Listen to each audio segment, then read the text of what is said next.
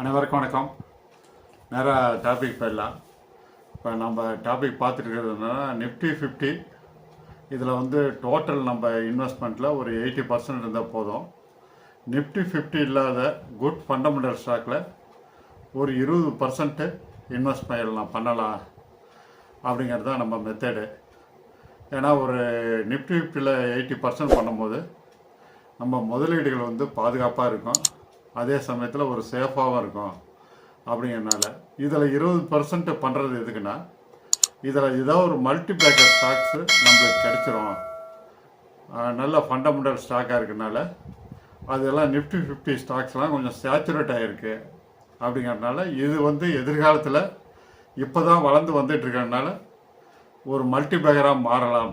அப்படிங்கிறனால ஒரு 20% நம்ம குட் ஃபண்டமெண்டல் ஸ்டாக்கில் இன்வெஸ்ட் பண்ணலாம் அப்படிங்கிறது ஒரு நல்ல மெத்தடு.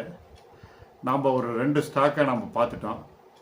முதல்ல நம்ம பார்த்த ஸ்டாக் பார்த்திங்கன்னா பஜாஜ் ஹவுசிங் ஃபைனான்ஸ் லிமிடெட், ரெண்டாவது வந்து டாடா டெக்னாலஜிஸ் லிமிடெடு, மூணாவது இப்போ நம்ம பார்க்கக்கூடியது எதுனா வருண் பேவரேஜ் லிமிடெட். இது வந்து ஒரு டாப் எஃப்எம்சிஜி கம்பெனி.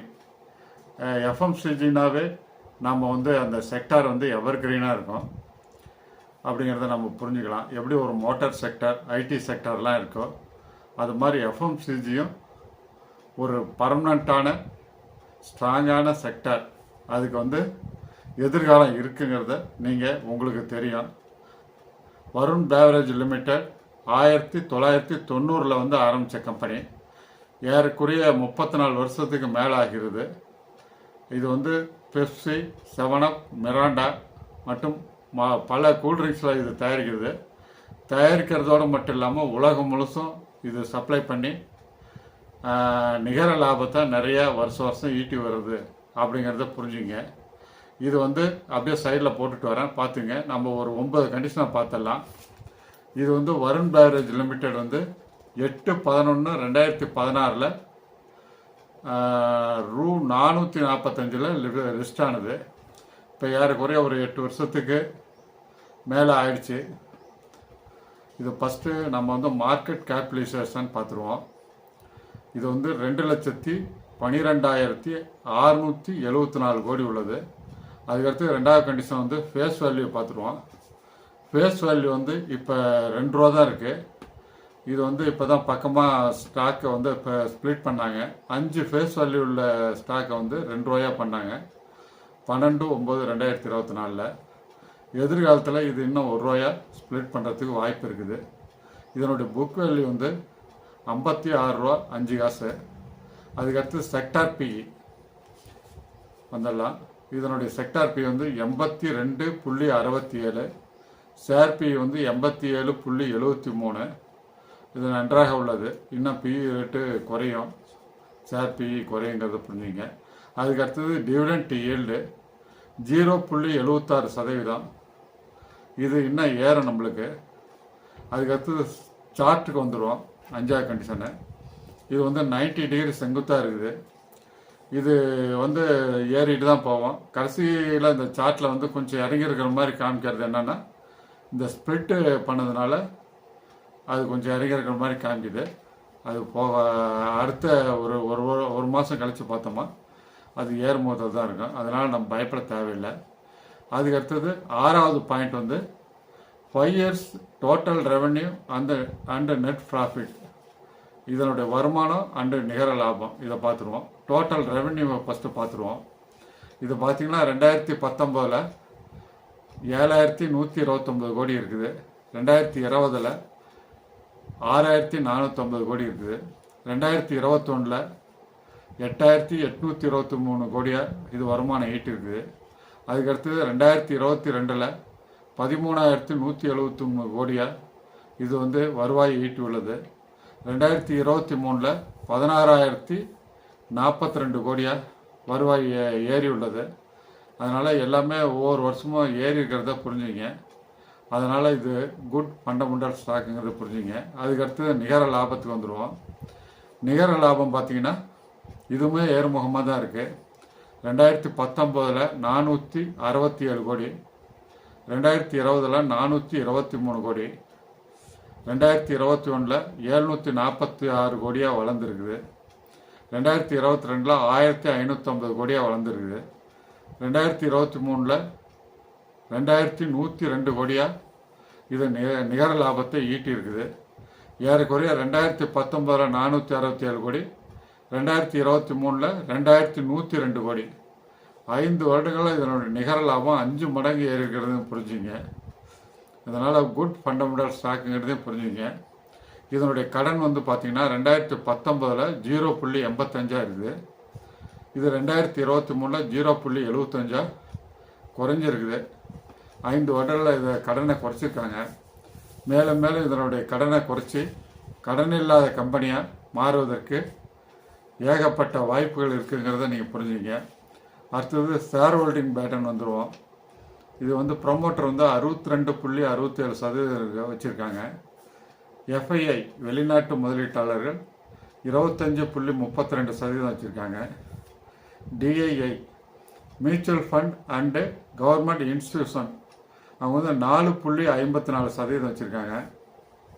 அதுக்கு அடுத்தது டிஐஐ 4.54% வச்சுருக்காங்க. பப்ளிக் வந்து 7.46% வச்சுருக்காங்க. அதனால் இது நன்றாக இருக்கிறது என்பதை புரிந்து கொள்ளுங்கள். இதனுடைய குவார்ட்டர்லி இது வந்து ஏறுமுகமாக தான் இருக்குது. அவங்க வந்து எஃப்ஐஐஸ் அண்டு டிஐஐஸ் வாங்கிட்டு தான் இருக்காங்கிறதையும் புரிஞ்சுங்க. அதுக்கடுத்து நம்ம கார்ப்பரேஷன் ஆக்ஷனுக்கு போயிடுவோம். கார்ப்பரேஷன் ஆக்ஷனுங்கிறது ஒன்றுமே இல்லை, போனஸு, ஸ்ப்ளிட்டு, டிவிடெண்ட்டு இதை 3 தெரிஞ்சுக்கிட்டால் போதும். போனஸ் வந்து பார்த்திங்கன்னா 25/7/2019 1:2 விகிதத்தில் போனஸ் கொடுத்துருக்காங்க.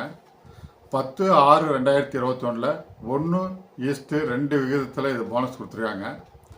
6/6/2022 1:2 விகிதத்தில் இது போனஸ் கொடுத்துருக்காங்க. அதுக்கடுத்து ஸ்ப்ளிட்டுக்கு வந்துடுவோம். ஸ்ப்ளிட் வந்து 15/6/2023 10 ஃபேஸ் வேல்யூ உள்ளதை 5 பண்ணியிருக்காங்க. அதுக்கடுத்து 12/9/2024 இதனுடைய ஃபேஸ் வேல்யூ வந்து 5 இருந்ததை 2 பண்ணியிருக்காங்க. பக்கமாக தான் பண்ணியிருக்காங்கிறது புரிஞ்சுங்க. அதுக்கடுத்து டிவிடெண்ட் வந்துடுங்க. டிவிடெண்ட் வந்து 2023 வருடம் வந்து நம்மளுக்கு டோட்டலாக ₹3.50 கொடுத்துருக்காங்க. 2024 ₹2.50 கொடுத்துள்ளார்கள். எனவே நம்ம வந்து டிவிடெண்ட் இன்னும் போக போக ஏறி வருங்கிறத புரிஞ்சுங்க. இது ஏறக்குறைய நீங்கள் வந்து ஒரு குட் ஃபண்டமெண்டல் ஸ்டாக்னே வச்சுக்கலாம். இது வந்து 8/11/2016 ₹445 லிஸ்ட் ஆனது. இது வந்து ஏறக்குறைய 27 மடங்கு லாபம் கொடுத்துருக்குது. ஏறக்குறைய 8 வருஷமே இன்னும் முடியல. பார்த்தீங்கன்னா ஒரு 10,000 ரூபா முதலீடு பண்ணியிருந்தீங்கன்னா நீங்கள் 2,72,000 நீங்கள் சம்பாதித்திருக்க முடியும். இன்னும் நிறைய வருடங்கள் இருக்குது. இன்னும் இந்த என்னுடைய ஷேர் ப்ரைஸ் ஏறும், நிறைய போனஸ் கொடுப்பாங்க அப்படிங்கிறத புரிஞ்சுங்க. அதனால் இது என்னுடைய ப்ரெடிக்ஷன் தான். ஆகவே இந்த ஷேரை நீங்கள் வந்து கன்சிடர் பண்ணுங்கள். அதே சமயத்தில் இது பிடிச்சிருந்தா சப்ஸ்கிரைப் பண்ணுங்கள், லைக் பண்ணுங்கள், ஃப்ரெண்ட்ஸ் அண்ட் ரிலேட்டிவ்க்கு ஷேர் பண்ணுங்கள். அதே சமயத்தில் பெல் ஐக்கானை தட்டி விடுங்க. தட்டி விட்டோன்னா ஆளுங்கிற பட்டன் வரும், அதை கிளிக் செஞ்சிங்கன்னா நான் போடக்கூடிய வீடியோ உடனுக்குடன் உங்களுக்கு வந்து சேரும். அதன் மூலம் நீங்கள் வந்து ஒரு நீண்ட கால அடிப்படையில் செல்வந்தர் ஆக முடியும். நிறைய விஷயங்களை எனக்கு சின்ன வயசில் ஒரு 30 வயசு இருக்கும்போது நிறையா சொல்லி கொடுத்துருந்தாங்க. எங்கள் குடும்பத்தில் வந்து நிறைய பிஸ்னஸ் மேனுங்க இல்லை. அதனால் நாங்கள் வந்து நான் வந்து அவ்வளவு விரைவில் வளர முடியல. இப்போ அதனால தான் நான் வந்து ஒரு சேனல் ஆரம்பித்து எல்லாத்துக்கும் இதை சொல்லணும். ஒரு 30 வயசில் 40 வயசில் சின்ன வயசுலேயே அவங்க வந்து சேமிப்பை முதலீடாக எப்படி மாற்றுறது, எப்படி அவங்க வந்து செல்வந்தராகிறது அப்படிங்கிறத பற்றி விளக்கி சொல்லிட்டு வரேன். இது வந்து எல்லா வீடியோவும் பாருங்கள்.